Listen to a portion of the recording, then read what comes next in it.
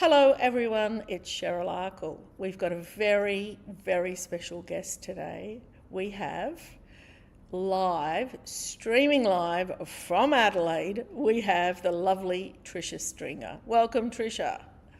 Thank you. Hello, everyone. It's so nice to be back with Better Reading. Well, I love having you here because it's always around a new book. And do you know what? There are so many people in the Better Reading community that just love you. And also, too, on a personal note, I think you've been a good friend of ours for a long time. And I really appreciate that friendship. And you have sent us lollies over the years, haven't you? And a few little gifts. Yes, a few bits and pieces. And we love sweets here, so I really appreciate it. Cheryl Akle, Better Reading. And today I've got a very special guest, Tricia Stringer. Now, Tricia's here to talk about her new book, and it's called The Road Trip.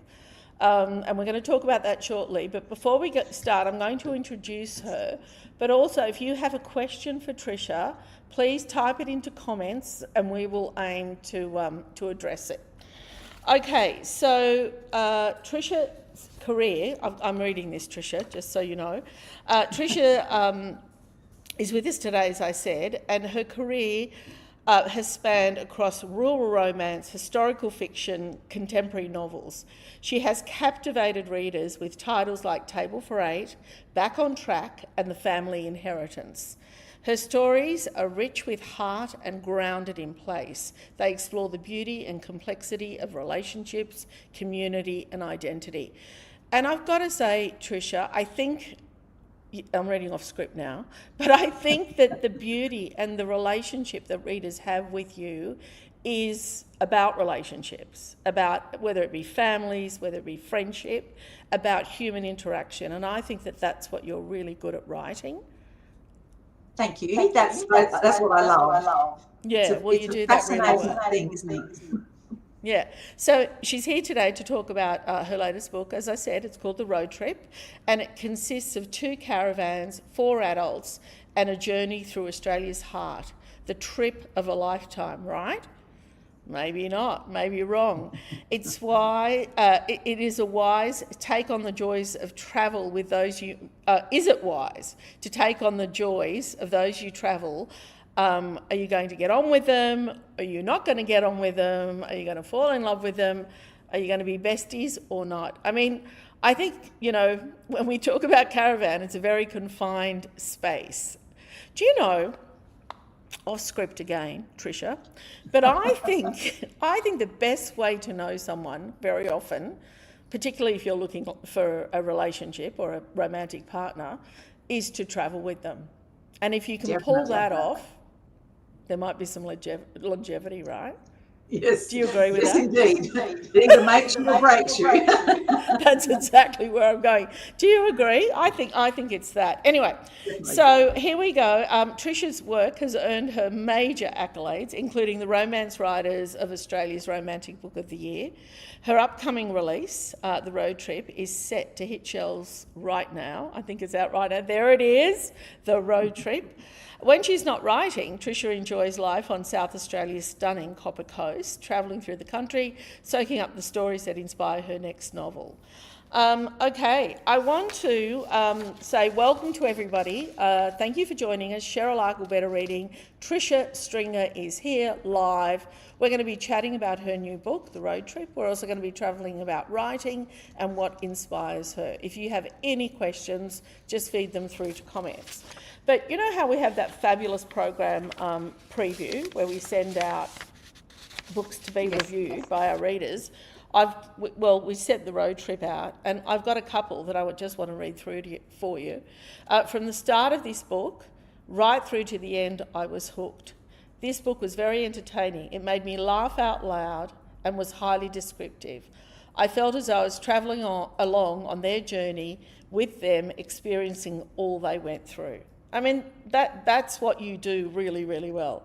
Here's another one. The Road Trip by Tricia Stringer is charming and an engaging novel about the unexpected journeys we take with those around us and also those journeys within ourselves. I absolutely love this story.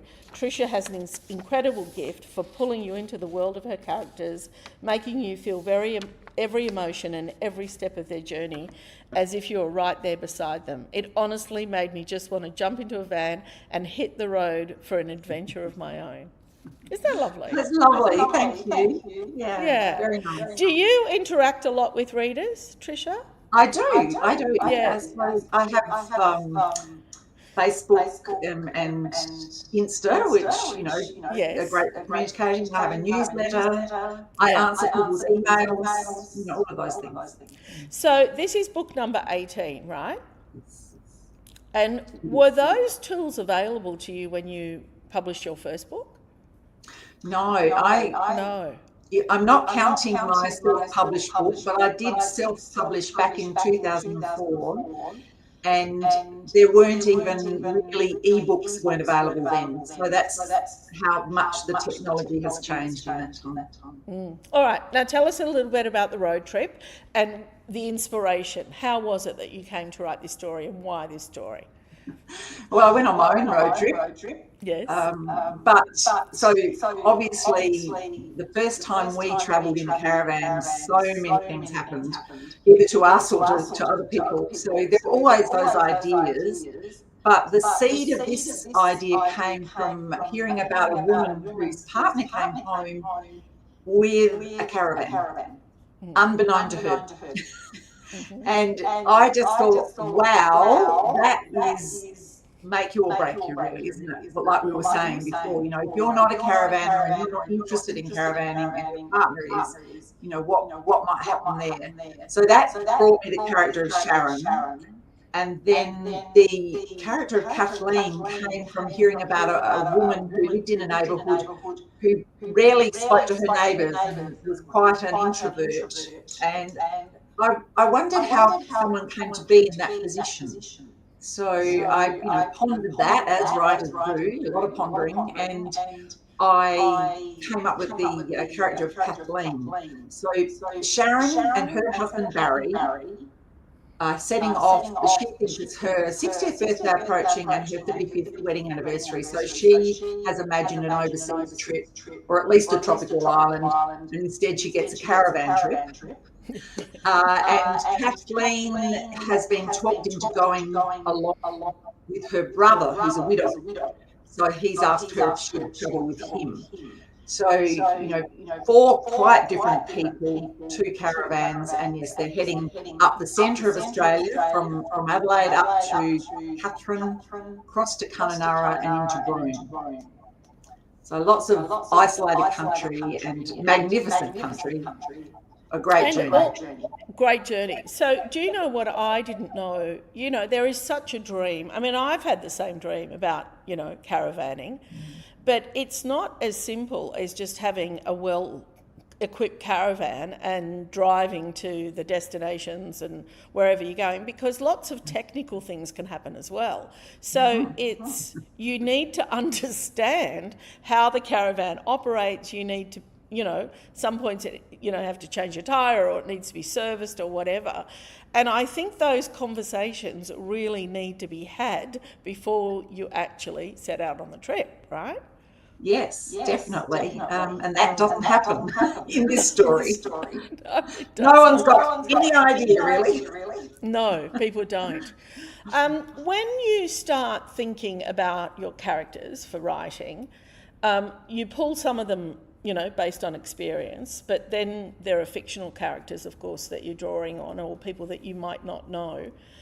Do you kind of plot out each character's behaviour and say, well, she's likely to do this, she's likely to do that, he's likely to do that? Do you do that, or does it come out organically as you're telling the story? Do you have like a character definition before you start, or a profile? I do, but it's also organic. So my books are very character driven, so I like to know a lot about those main characters before I start. So that gives me my ideas of conflict. You know, who are they? What is it that they want, and what's going to stop them from getting it? So, you know, in Sharon's case, straight away, she wanted that beautiful overseas holiday, and her husband comes along with a caravan and says, we're going to do a trip around, you know, through Australia. So immediately she's not got what she wants, and how is she going to get there? So there's that sort of thing to work through. I like to get to know them well, but then as they're moving through the story, things surprise me about them that I didn't know. Just like meeting a new person, you know, you don't know everything about them at first. It's over time. So it's the same with characters. I like that. I like that, you know, that you've got them, you know, in your head, and they start to do things that are even new to you. I mean, that's extraordinary, isn't it? Yeah, a lot of writers talk about that. Okay, give me a moment. I've got a few people here that would like to say hello. Jessica says hi to both of us. Thank you, Jessica. Carolyn, who's a wonderful regular and a voracious reader, says, hi, Cheryl and Tricia. So looking forward to this discussion. Thank you, Carolyn. Sandra, again, the same, a regular. Hi, Cheryl and Tricia. I've read The Road Trip and found it highly entertaining. Sandra asks a question. Tricia, did you base the characters of Barry and Ray on any men you know? That's a good one. That's a good one. Be careful. Be careful. Thanks, Sandra. That's a great question. It's a good question. I know a lot of people. And, you know, when you're traveling, of course you meet so many people, and we tended to stay in caravan parks. Yeah. So we came across lots of characters there. And so I think that Barry and Ray are a mixture of all sorts of people that I've met along the way. You know, everyone knows that guy who loves to tell the dad jokes. And sometimes they just drive you nuts. Yeah. So, you know, that was perfect for Ray. And then there's always the person who likes the stats, you know, maybe a tiny little bit of my husband in that as we're driving along. Just clicked over 1,000 Ks, you know, since we left home, that sort of thing, which I don't mind, but it certainly annoyed Sharon. In the story. Now, I want to just make a comment on caravanning, and you've done it. I mean, I haven't yet. I'm not adverse. Like, I maybe would try it down the track. I've got friends that go for 3 months every year, husband and wife, and they're still very happily married. But what I wonder, so, you know, when you travel, like just regular travel, you'll go to Europe or you'll go to Spain or wherever you go, you tend to eat at restaurants that are kind of pretty much, you know, like the way you live your life, or you tend to go to cafes that are pretty much like the way you live your life. And so, in a way, you are meeting, you know, mostly like-minded people, or people that are similar to people that you know. When you're caravanning, I think that goes away completely, doesn't it?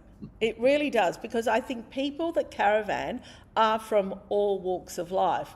And you might have a caravan that's worth $100 million, and you might have a caravan that's worth, you know, $2,000, but you're all staying in the same caravan park, aren't you? Yes, so true. And it's somebody was asking me this just the other day about the people that you meet along the way, and it's also portrayed as being grey nomads always, who were the ones that were caravanning, but that's not so. You know, the caravan parks are full of all age groups, you know, from the very young family, to all ages. Yeah. People who are on a mission because they've just got time off, people who are retired and have got lots of time, you know, it varies greatly. Hey, this might be a plot tip for you for a book down the track.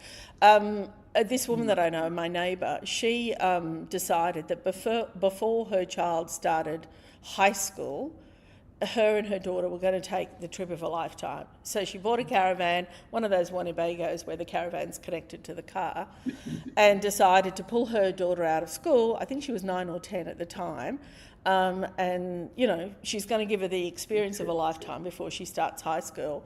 Well, that 9-year-old didn't really want to go. And apparently they fought almost the whole way. So maybe caravanning with your kids could be something you could write about. Yes, well, there's certainly plenty of people who've done it. You know, we've got good friends who took their 2 young girls and navigate, you know, went right around the whole of Australia for over a year and loved it, absolutely loved it. Now, you know, when we're writing characters and we're writing relationships like you are here, and you've got the husband and wife, and, you know, she had visions for her 60th birthday of going to wherever, and instead, you know, he came home with a caravan. I often think that, you know, with long-term, well, even new relationships, if you like, and, you know, I know you've been married for a while, it never gets to the point where you can settle in. If you're in a long-term relationship, you always have to recalibrate, don't you? You always have to move as a couple, don't you think? Because life is always changing around you, isn't it? And that's right. There's so many things to do and see, and you experience them differently sometimes. Yeah, it's really interesting, that, isn't it? You know, like there are so many books on, you know, how to sustain a long-term friendship or how to sustain a long-term marriage, but really it is about growing and moving, you know. Yes. Definitely. Anyway, we're not in the business of counselling, so we'll stick to fiction. Right, okay. Anyway, it's Cheryl Akle. We're here today. We've got Tricia Stringer streaming in live, having a wonderful conversation about her new book. It's called The Road Trip. If you have any questions for Tricia, please feed them through. Also, Tricia made the top 100. Book, number 16 on the top 100 with Head for the Hills. So how do you feel about that, having a book up there that's been voted by 9,000 people? Very excited, and thank you to Better Reading, but also to everyone who voted, obviously, because that's very special. I was lucky enough to actually be in Big W at around about 1 o'clock on that last Thursday, and I was signing. We were going drum roll. Yeah, I was signing stock, and the guy who was in charge of books said, "Oh, I've got some Head for the Hills. You know, would you like me to? Would you sign them as well?" And I said, "Oh yeah, I'd be happy to." And then I suddenly thought, oh, "Who's getting them from the wall?" So I ran over and had a look and had a count, because at that stage I didn't know what number it was. So that was Let's put a link to the top 100 in here. So people can have a look. But Tricia came in at number 16, so congratulations. Actually, while we were setting up today, we went to the bookshelves and we tried to pull as many Tricia Stringer books as we could find, right? So can you put these in order? Like if I point to them, can you tell? Oh, I'm going to hold them up. Tell me what number it is. Can you remember that in your writing? Okay, I look sideways. Yeah, Jewel in the North, Tricia Stringer. 10. Book number 10, okay. Yes. What was Head for the Hills? It would have been, well, it's tricky actually, because I had some Head for the Hills, sorry, 17. 17, okay. So that's just before, so that's just before Road Trip. Okay, Birds of a Feather. 15. We're putting you to the test, aren't we? The Family Inheritance. 14. Yeah. Okay. Table for 8. 13. And Come Rain or Shine. Oh. That's an earlier one, isn't it? Around about 7, I reckon. Yeah. Okay. What was your first book? Queen of the Road. What was it? Queen of the Road. Queen of the Road. So tell me how that came about. How is it that Tricia Stringer became a writer? I had been writing for children, and then I got this idea for a women's fiction, rural style story, but I didn't know what to call it because rural romance didn't have a label back then either. Mm-hmm. So I had been self-publishing some books, and Queen of the Road was number 4, and HQ had just started accepting manuscripts in Australia at that point. And so I heard about them. I sent them my book, which I now realised was a rural romance, because that label was starting to be used. So you didn't know that when you were writing? No. In fact, when I self-published back in 2004, that book that I self-published, I had a little tagline on it, and it was "From the city to the country, a rural romance." And that was just me making it up. Like, there wasn't, that genre didn't exist back then. There were people writing in the genre, Rachel Treasure, Yeah. but publishers hadn't given it a name. No. Yeah, wow. And so how did you get the book published? Was it just by submitting it to HQ, or how? I sent it in as a query with 3 chapters. I had also a very good friend of mine was a bookshop owner and well known, and she wrote a covering letter to go with it because she thought it was a really good read. And so we sent that in, and there was lots of backing and forthing for quite a while, and then I got this email to say, after much consideration, and I just thought, here we go. I've had rejection letters. I've had lots of rejection letters, but that one said, "We'd like to publish your book." So pick me up off the floor, dance down. And did you then transition from being a teacher to full-time writing? Was it with the first book, or did it take a couple of books for you to? No, it took several books. Right. I had been writing a while, and then got to the point where after the first book came out with HQ, they offered me a 2-book contract, and I just knew that I couldn't work full time at 2 jobs. No. So I took a risk and went for the writing. It's so hard, isn't it, as you know, to be a writer, and so many writers are not earning a lot of money, so it's really hard to make that transition from a job to writing as your job. That's always quite difficult. So before we hit record, or live if you like, you and I were talking about the fact that the road trip is out now, and you were doing some publicity for it. There it is, the road trip. And then you are delivering your next book tomorrow, is that right? Yes. And if my publisher Joe is watching, it's coming. It's coming. Tricia's delivering, and there we go, hand on a heart, so it's definitely coming through. And then you're thinking about book number, the following book. So you're promoting one, you've delivered another, and you're thinking about what you're going to start writing. Is that right? That's correct. How does that work out in your head? How do you put all of that into a compartment? How does that work? I mean, are you inside my head? So I could be sitting here asking you a question. Do you sometimes forget what book number you might be on? A little bit, but at the moment, because the road trip has just come out, obviously I'm very focused on that. Yeah, of but course. occasionally, people will ask me about the minor character in a book, and my eyes might just glaze over for a minute because I'm thinking, who the heck is that? Yeah.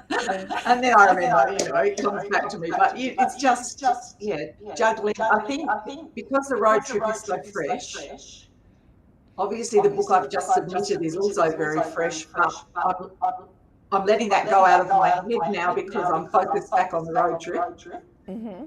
And then the new book is really just ideas that are percolating ready for when I want to start. Do you write those ideas down in case you forget them?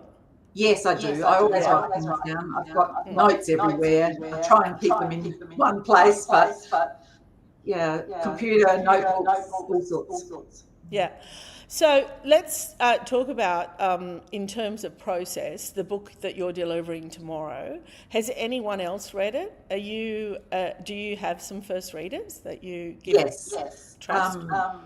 My daughter is my first reader. She is an avid reader. She reads all sorts. And so Well, she Tricia will Stringer read is it. her mother. Yes. All my children are readers. We're a family of readers. Good. But yes, she reads it not so much as a reading critic, so not. She probably won't pull it apart and say this should be that and whatever. But it's more about, are the characters believable? Are you invested in them? Do I want to read more? Yeah, do I want to read more? When you get to the end, is there anything not explained or covered that you thought should be? All of those sorts of things. Right. And you Which trust her just sort of implicitly. makes me feel a little better that because by the time I'm submitting it, I've read it and rejigged it that many times. Yeah, I can imagine. I'm at, it's no good. I can't. And then she reads it and goes, it's great. Being your daughter, do you think she's really totally honest with you? Does she ever say, Mum, I think this bit's not working? Or does she, how does she approach it? She's pointed things out to me, yeah. I don't know if she would ever say, no, this was awful. I don't think you're going to write an awful book, and particularly because we're up to book number 18, and I know that they sell well and are loved and read by many. Sandra says, I've read all of Tricia's contemporary fiction books and I have loved them all. Isn't that fantastic? That is lovely. Yeah. We're better reading. We're talking to Tricia Stringer, and we're talking to her about her new book, and it's called The Road Trip, and it's out now. And we also want to remind you that her book, Head for the Hills, is number 16 on the Better Reading Top 100, which was announced last week. So, how meaningful is that for you to be able to get a book on the Better Reading Top 100 or any Top 100, any list? It's obviously a huge highlight. I mean, there are lots of books that aren't there, and to have your book singled out and put on a list like that, it's very, very special. Because it means too, I think with the book list, and there's many of them now, and I'm sure you're on every list, but it really is a recommendation. It's kind of a stamp of approval, isn't it, from the readers, that they've read it, that they've loved it, and they have bothered to sit down on a computer and, type in their favourite book. I mean, I always think that that's just a wonderful thing for readers to do. I talked many years ago. I recorded a podcast with Lee Child, and I don't know what book number he's on, but something like 20 or something like that. Yeah, I know, it's a lot, right? But I asked him the question about his approach to work, right, and his approach to sitting down and writing. And he told me, and I said, does it get easier? Because if you're working in a job, whatever you are, if you've been doing the same job for 20 years or 30 years or whatever, hopefully you're more experienced, hopefully it's an easier thing to do, hopefully, you're immersed in the experience of it. And he said that all those things were true. However, when he sits down to write the next book, it's always as hard as it was to write the first book. Is that the same with you? Yeah, talk to me about that. It is. It's all of those things. So now I think the thing that makes it just a little bit easier is you can override the self-doubt a little bit and just say, I know I'm in a tricky spot, or this is really hard, but if I keep writing, I know I'll sort it out. Whereas when you're starting out, you probably flounder a lot more and hear those voices in your head saying, no, this isn't good, or that's not right, or whatever, and you get held up by it. But now I just say to myself, well, you haven't got time to be held up by it. So, and it's that old thing, you can't edit a blank page. You've just got to keep writing But I Keep going. understand what I've got to do a lot better than when I started out. So I think that helps a little bit. Is it as But each hard? new Like, book is as fresh and hard to write as the previous one. is it hard? Is writing hard? Does it, or does it just pour out of you? You know, do you find that it's quite challenging, or your approach to it is, I can't wait to get to my office this morning and sit down and write what I've got in me? Oh, a lot of the time, because I do write early in the day, and a lot of the time I am busting to get, like I'm really excited by it. But there are parts of a story where I feel a bit clogged down. And I always find one of the hardest things to do is the end, because everything's kind of wrapped up and you think you've answered all the questions in the story and readers will be happy. But then you've got to finish it off. And the last 2 or 3 chapters, I know in my head what they are, so I don't want to write them. Because I already know them. Yeah, I think a lot of people talk about that, how hard it is, I think, the last 10%, and not just in writing jobs, in other jobs, that last bit is always a challenge to kind of get over the line. Tricia, we're out of time. I can't thank you enough. You're a true friend to Better Reading.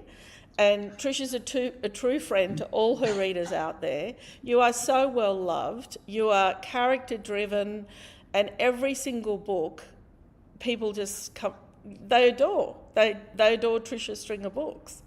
This is the new one. I know. It's such an accolade. And it's book 18, and it just keeps getting better and better, The Road Trip.